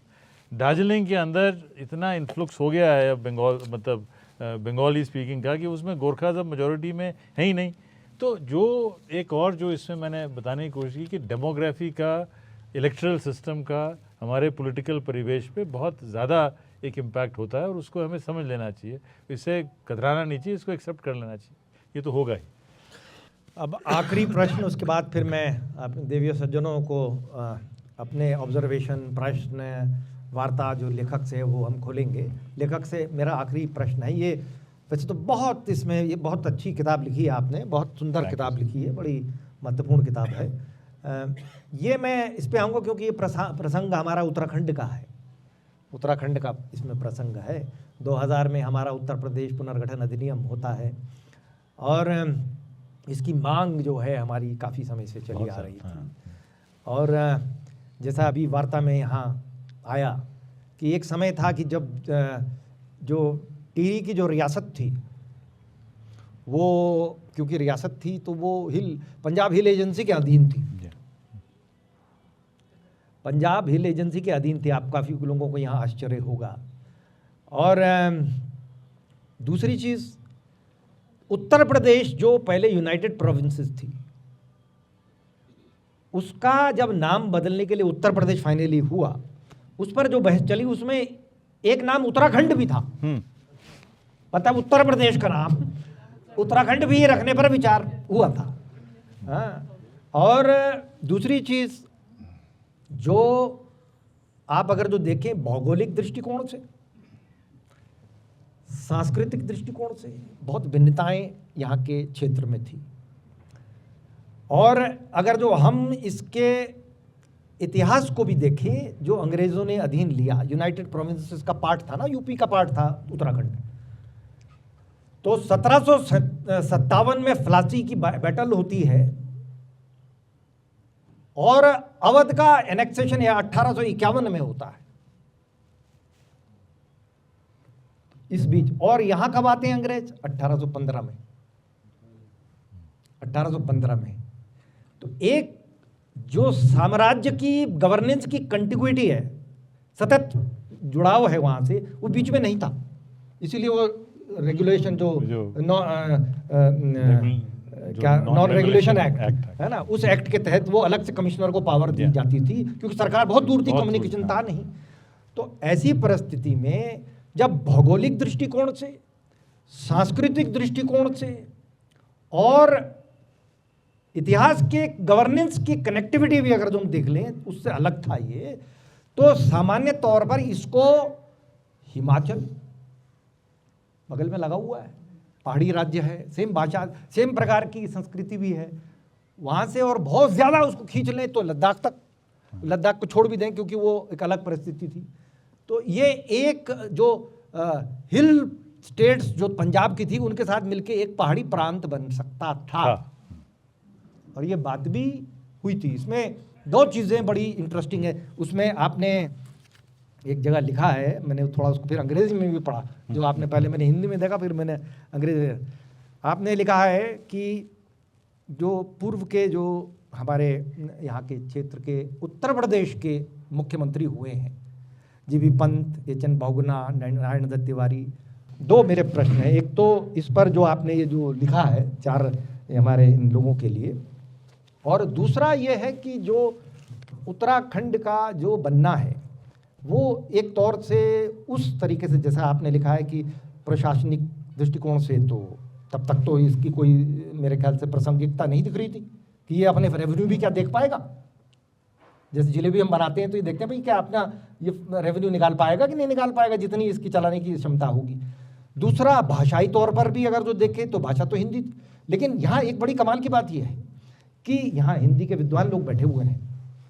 हिंदी जिस रूप में खड़ी बोली अभी आ रही पिछले 150-200 साल से लिखत पढ़त में, उससे पहले वो एक लिखत पढ़त में नहीं थी, वो कहीं ब्रिज थी, कहीं वो आपकी जायसी की अलग अवधि थी, कहीं उधर वो राजस्थान की अलग थी, तो इस रूप में वो नहीं थी।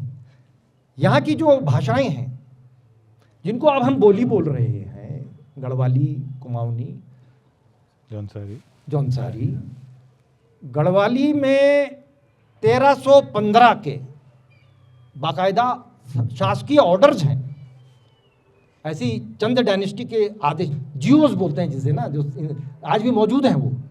तो एक तो उस रूप में वो भाषाओं से अलग हो जाता है। तो इस संदर्भ में जो ये प्रांत बने, इस पर क्या व्यू है आपका?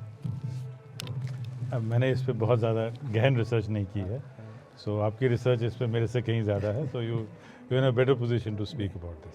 सो I have not gone into, because at a macro level जब आप स्टडी करते हैं तो it's a macro level I know, I can understand. So my only proposition was कि अगर जैसे थ्योरेटिकली अगर यूपी के पहले मुख्यमंत्री इनकी बजाय से शास्त्री जी होते, या कोई और उपाध्याय जी होते, या कमलापति त्रिपाठी होते जो यहाँ से नहीं होते, तो ये जो फीलिंग जो है ये जो उत्तराखंड बनने की फीलिंग जो है वो बहुत ज़्यादा प्रबल होके आती। But because the leadership was पहाड़ी, तो उनको इसलिए लगा कि पूरा वो तो आज भी है, वो आज भी है, वो तो आज भी है, तो इसलिए हाँ अपना वो इसे तो आज भी वही है, आज वही भी है। हाँ तो अभी है, हाँ। तो ये फैक्टर रहा, मतलब because otherwise you know, because I think यहाँ पे पॉलिटिकल कॉन्शियसनेस कहीं ज़्यादा थी, मतलब जो पॉलिटिकल कॉन्शियसनेस नहीं उसमें, क्योंकि आपने ये प्रसंग लिया है, उसमें एक बड़ा इंटरेस्टिंग किस्सा ये है, मैं उस संस्था का नाम भूल गया, शायद तबलियाल जी शायद मेरे को बता पाएंगे, जो परमार साहब थे वहाँ हिमाचल में, और इधर से हमारे परिपूर्णानंद पैनुली जी, जी हाँ,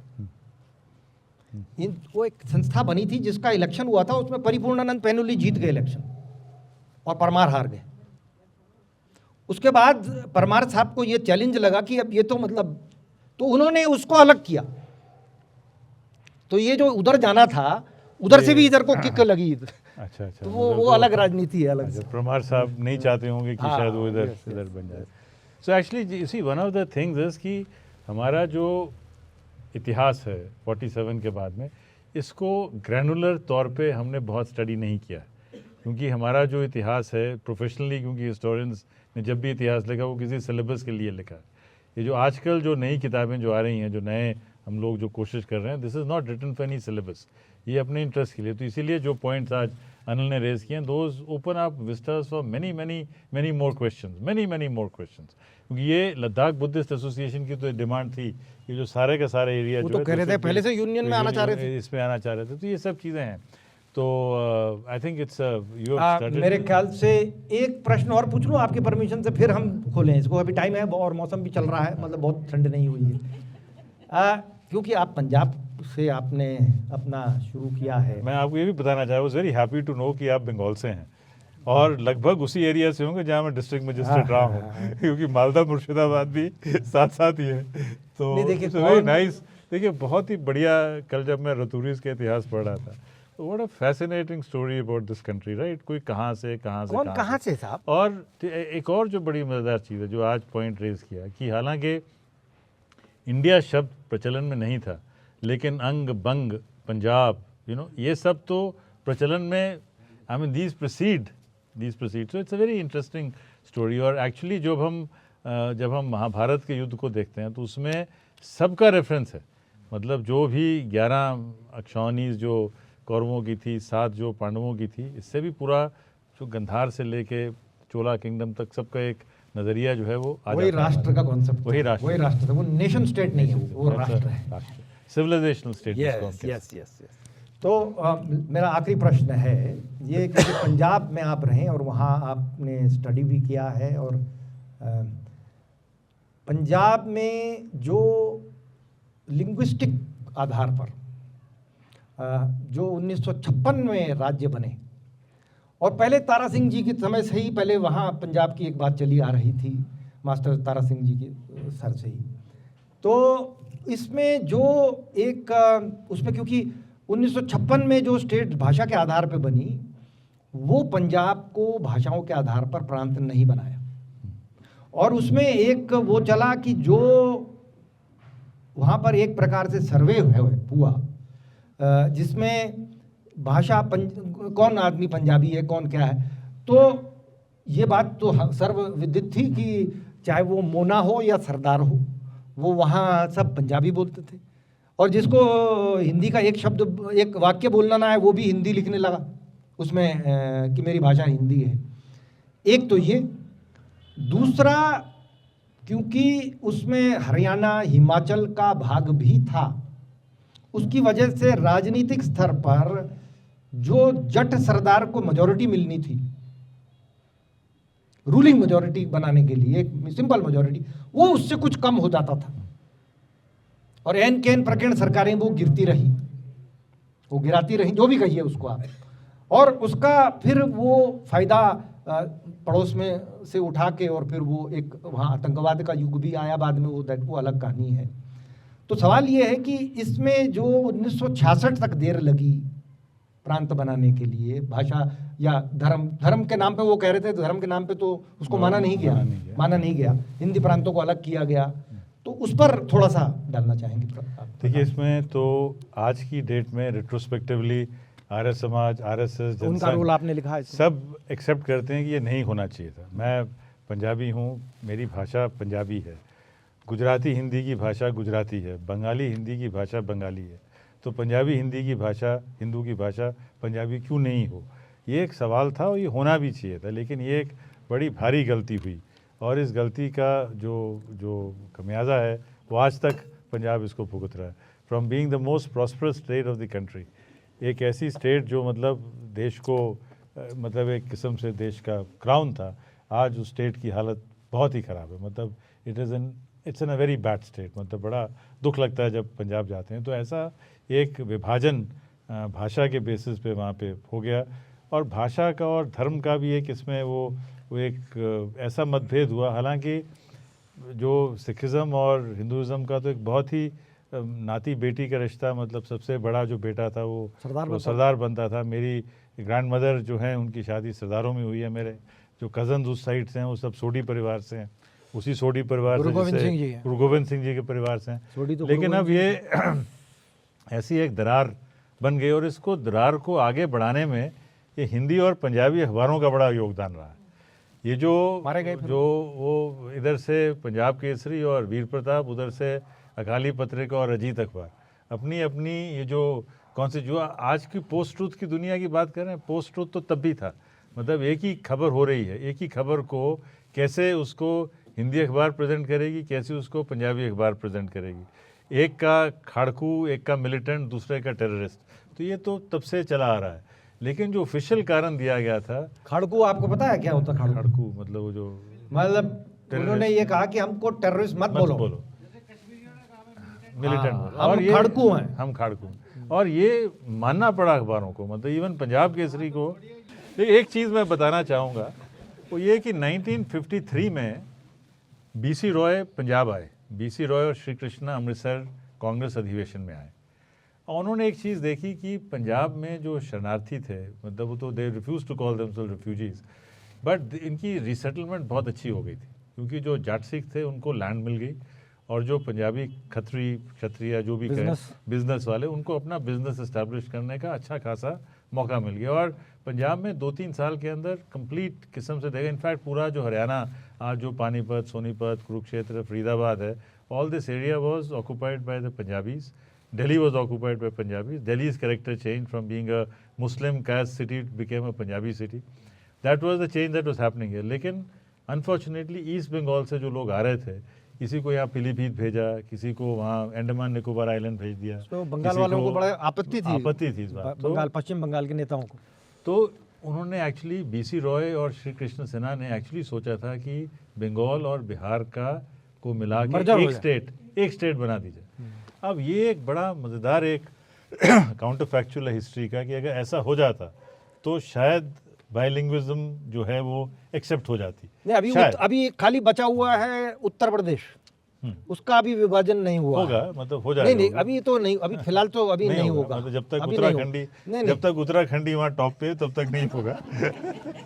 इसका जैसे आपने पिछला क्रेडिट उनको दिया, मैं भी यूपी की सेक्रेटरी जो है वो अपने पौड़ी गढ़वाल जिले के ठाकुर जी को देता हूँ। चलिए ताली बजाइए साहब।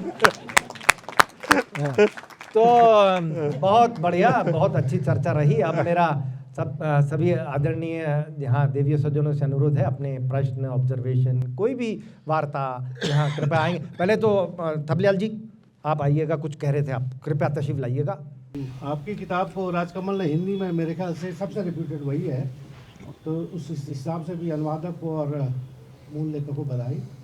और बाकी ये जो अंग्रेजी वाली किताब तो मैं पढ़ना चाहूँगा पहले, फिर उससे सीखना चाहूँगा। चोपड़ा साहब ने वो जो विज्ञापन आता है नुमेरो उनो, मैं इनको कहता था कि नुमेरो उनो का मतलब नंबर 1 होता है, ये आपसे पता चला आपकी किताब से हमें। और आपका एक इंटरव्यू मैंने देखा था, उसमें ये हम लोगों के दिमाग में ये था कि जो ICS थे वो बड़ा टफ कंपटीशन रहा होगा उस वक्त, जो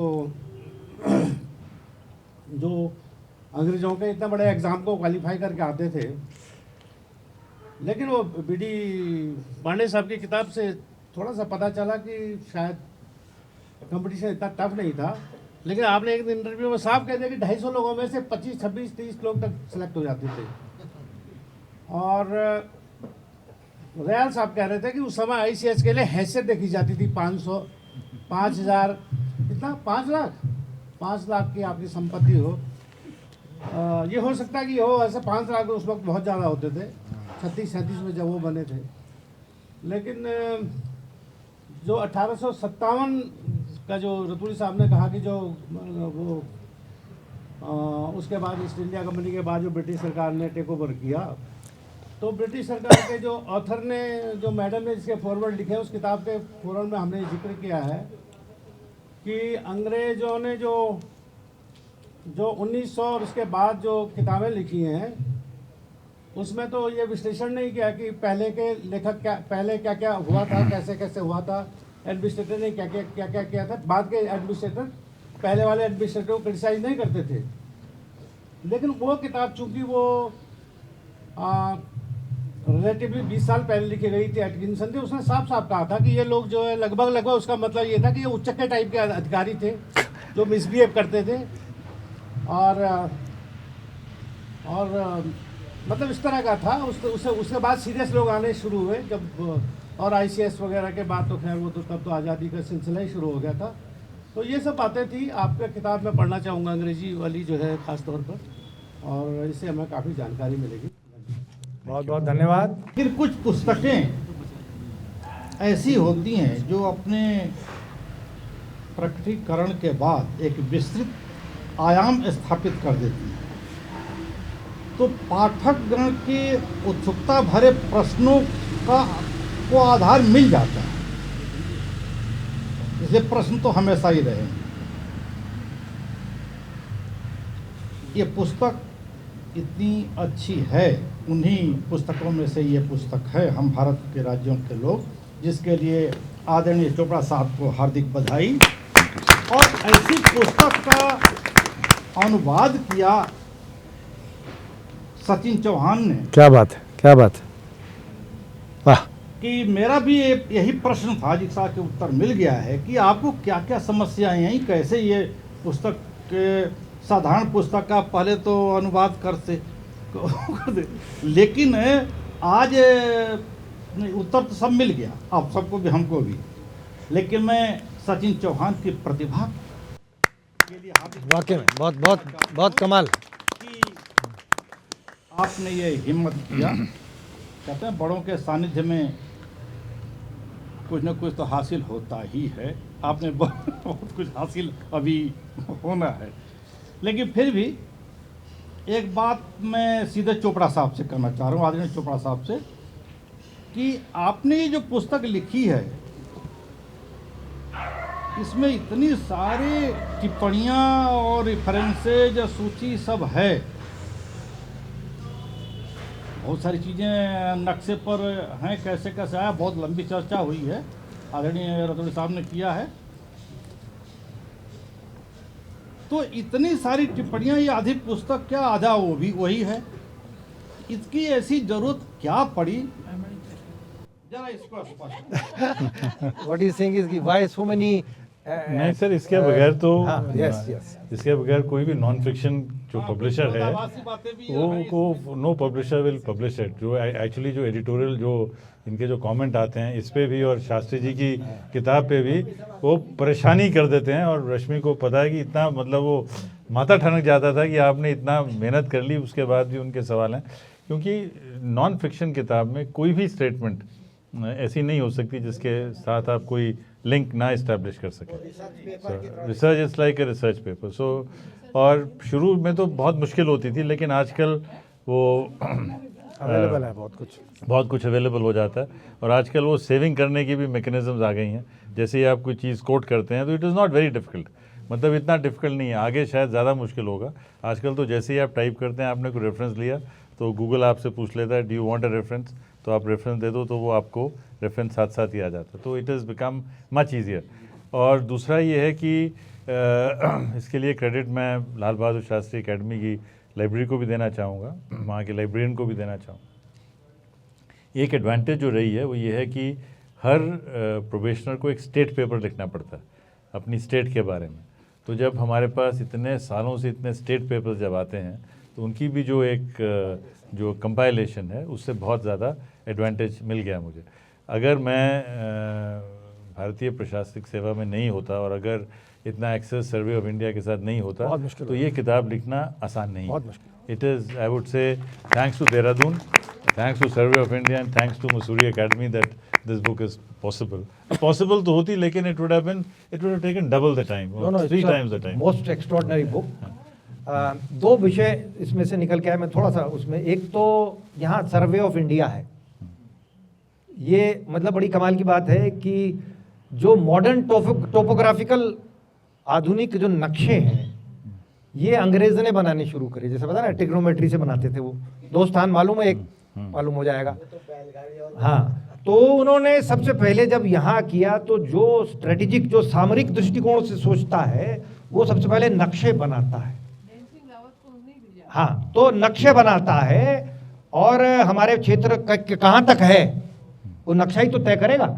और आधुनिक जो अब उसमें यहाँ कोई नक्शे थे नहीं, तो उन्होंने भारत की जो सबसे टिप है जो दक्षिण में वहाँ से शुरू किया और वो सैकड़ों लोग मरे उसमें, क्योंकि ये रास्ता नहीं था, रोड नहीं थी, आधुनिक मॉडर्न रोड तो थी नहीं। तो उसको बोलते हैं द ग्रेट इंडियन आर्क, ऐसे करके वो आए ऊपर। और वो आते आते उसमें 2 तो मर ही गए जो सर्वेयर थे, तीसरे यहाँ पहुंचे, सर्वेयर जो जनरल बाद में बने जो, और वो जब यहाँ पहुंचे तो वो कंप्लीट हो गया एक तरीके से नक्शा भारत का।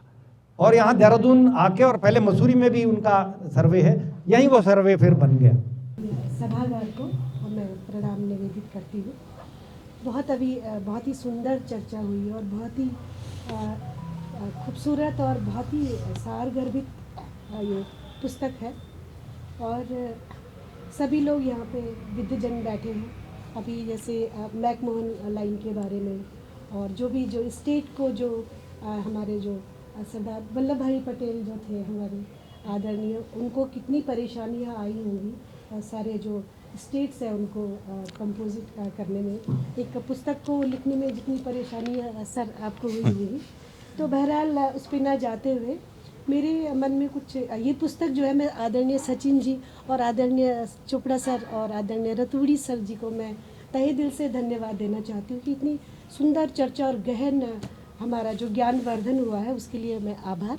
और सचिन जी से मैं विशेष रूप से बहुत ही ज़्यादा रियली अप्रिशिएट मैं करना चाहती हूँ सचिन जी को कि इतनी छोटी उम्र में जब बच्चे प्रेम कविताएं लिखते हैं, बहुत सुंदर, बहरहाल दाएं बाएं जाते हैं, बहुत अच्छा, फोकस्ड नहीं रहते हैं, इस छोटी सी एज में ये बच्चा फोकस्ड है। तो मेरी रियली मेरे बहुत ही शुभकामनाएं बेटा आपको। सर से जो क्वेश्चन मैं करना चाहती हूँ, पहले तो नागालैंड और जो असम का पुनर्गठन हुआ है, क्योंकि लास्ट ईयर मैं हॉर्नबिल फेस्टिवल में गई थी, तो मैंने देखा एक वॉर मेमोरियल है वहाँ पे अभी भी लिखा हुआ है कि हम स्वतंत्र हैं। तो इस पर सर मैं आपकी राय जानना चाहूँगी। और दूसरा, जो राजधानियों के संबंध में जो विवाद उत्पन्न हुआ, चेन्नई बेसिकली उसके लिए जो विवाद हुआ, दूसरा मैं उस पर मैं आपकी राय जानना चाहूँगी। और जो वंदे उत्कल, और चौथा जो वायकॉम जो सत्याग्रह है, उस परिप्रेक्ष्य में मैं आपकी राय जानना चाहूँगी।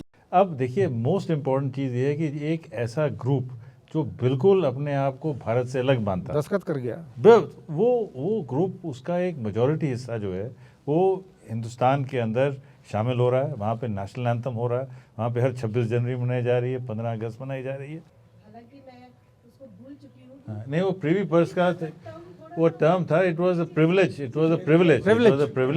और जो रेवेन्यू था, और ये एक्चुअली वैसे तो देखा जाए तो ये गलत था। अरे बहुत गलत था जो हमने 1971 में जो बहुत गलत ने किया, बहुत गलत, that was taking away from a constitutional guarantee that had been given.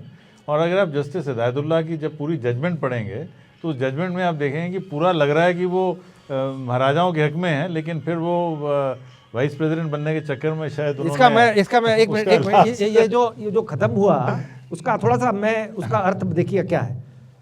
आपके हस्बैंड सरकारी सेवा में है, वो रिटायर हो जाते हैं, जब उन्होंने सेवा ज्वाइन करी तो ये शर्तें थी कि उनको इतनी तनख्वाहें मिलेंगी, इतने ये उनकी शर्तों की कंडीशन होंगी, और फिर वो जब रिटायर होंगे तो फिर उनको पेंशन मिलेगी। अब एक 10 साल रिटायरमेंट के बाद कोई कहे कि अब तो आपके पंजनाच बंद, अब नहीं देंगे हम। नहीं वो था, बट इट इज सवाल ये है कि एक सर्टेन स्टेट पर जब उन्होंने अपने राज्यों को देश में मर्ज किया तो एक सैद्धांतिक समझौता था वो। अब बैंक भी तो एक कागज पर दस्तखत सैद्धांतिक ही तो है तो वो एक मेरे विचार से वो जो सर कह रहे हैं, और उसका कोई जो बहुत ज्यादा कोई आर्थिक वो भी नहीं था लाभ देश को उसको खत्म करने से, क्योंकि वो it was not inflation proof. हाँ, आज की डेट में कुछ भी नहीं था, किसी महाराजा को 10-12 लाख रुपए मिल जाते, कुछ भी नहीं था वो, क्या कुछ भी नहीं था। बहुत बहुत धन्यवाद। सबसे पहले तो मैं लेखक को बधाई दूंगी, इतनी महत्वपूर्ण शोधपूर्ण पुस्तक। अभी मैंने केवल इसकी भूमिका पढ़ी है, और उससे बहुत महत्वपूर्ण बात यह है, नए साल की बैठक हिंदी अनुवाद के साथ चालू करी गई है। हम NEP में भारतीय भाषाओं की लगातार बात कर रहे हैं। पिछले दिनों वाली वर्ड में हिंदी पखवाड़े में इसका रिलीज़ हुआ था, और जो लोग वहाँ रहे हैं उन्हें पता है।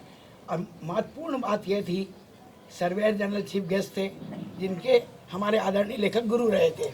तो गुरु की किताब को शिष्य ने करी, और तीसरा शिष्य बैठा है जिसने कि हिंदी अनुवाद करके एक बहुत बड़ी उपलब्धि प्रस्तुत की है। और क्योंकि कोई भी किताब महत्वपूर्ण प्रखंड पर लिखी जाती है पूरा दुनिया पढ़ती है। ऑथेंटिसिटी के लिए अगर रेफरेंसेस आप ना करें तो किताब की वैल्यू नहीं, क्योंकि हम रोज़मर्रा में बहुत कुछ लिखते हैं, परंतु उसके बाद तो इस पुस्तक के लिए लेखक और अनुवादक को बहुत बधाई। तो बड़ी चुनौती स्वीकार आत्मा को की उतारना है। इस कम उम्र में, बहुत बढ़िया, क्योंकि बहुत ही बढ़िया। अभी जबकि वो हिंदी और पहले वर्ड के उस सप्ताह को बधाई, इसने इतनी महत्वपूर्ण पुस्तक को हिंदी पखवाड़े के अंतर्गत अनुवाद के साथ रिलीज किया। जो रेफरेंस की बात थी ना, आपने बहुत सही कहा कि जो रचनात्मक कोई ऐसी क्रिएटिव राइटिंग होगी वो तो फिक्शन है। जो भी लिख सकते आप मतलब भंवर में कुछ भी लिख लो। नहीं, मेरा कहने का मकसद है कि वो एक काल्पनिक जगत है ना। अनुवाद नहीं, अनुवाद नहीं, मैं मूल बात है, मूल।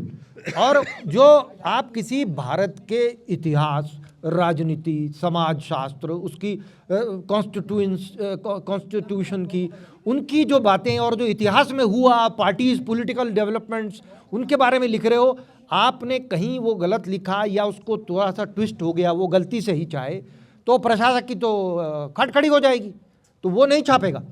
वो कहेगा आपने जो लिखा है इसका ये कहाँ आधार कहाँ है, वो दिखाइए, उसमें पहले लिखिए वो। तो जो लिख रहे हैं हर चीज़ का आधार होना जरूरी है। बहुत विनम्रतापूर्वक मंच को प्रणाम।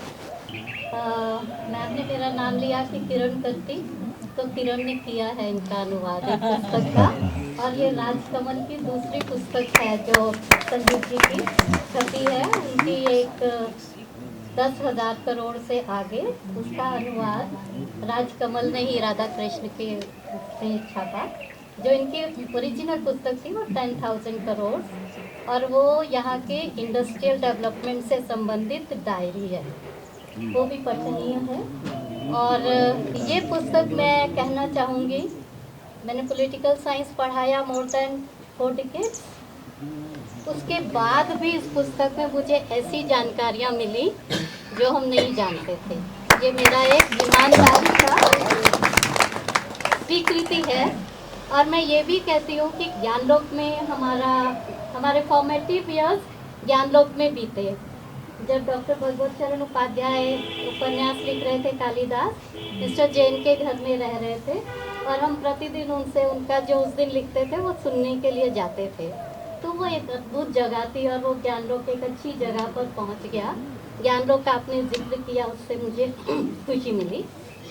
दूसरी बात मैं ये कहना चाहूँगी कि ये आपके सिवाय कोई और लिख भी नहीं सकता था।